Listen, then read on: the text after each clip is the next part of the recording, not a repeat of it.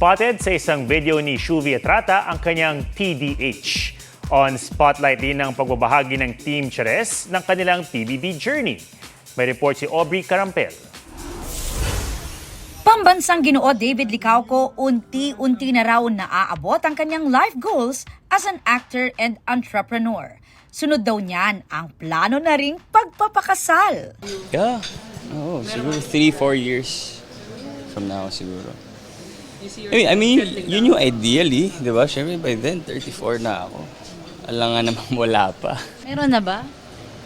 Di ko sure. It's not to say na meron ako, di ba? Parang just don't wanna let people know. Ang mga natutunan ni David sa showbiz, shinare daw niya sa best friend na si Dustin Yu, gaya na lang ng pag-handle sa bashers. Sabi ko sa kanya na, wag mo na isipin yung mga haters. Control what you can control.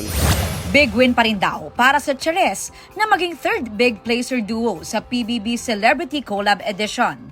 Isa raw sa highlights ng kanilang PBB journey, ang Tapatan Challenge with the evicted housemates. Nagpatibay rin daw sa kanila ang mga natatanggap na puna. Si Charlie bilang youngest housemate na nasabihang immature. I hope people know that in my generation, a lot of us are misunderstood also. And if they could really give people chances, and just like how they gave me a chance inside the house po. At si Esnir na nabansagang playing safe. Siguro po, ako lang po yung walang kalaban sa bahay. Feeling ko siguro talaga nila na, Hindi, kasi po yung, ako, kilala po talaga ako na nag-bring ng light sa house. Yes. At yun po yung pinakauna ko po talagang... Ikaw talaga yan. Yes. Kumbaga, yun po yung, ako na po yun eh. Yun na po yung...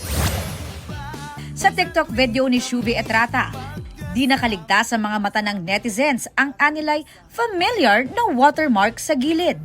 Ang TDH o Tall, Dark and Handsome na si Anthony Constantino. Aubrey Carampel, nagbabalita para sa GMA Integrated News. Huwag magpahuli sa mga balitang dapat niyong malaman. Mag-subscribe na sa GMA Integrated News sa YouTube.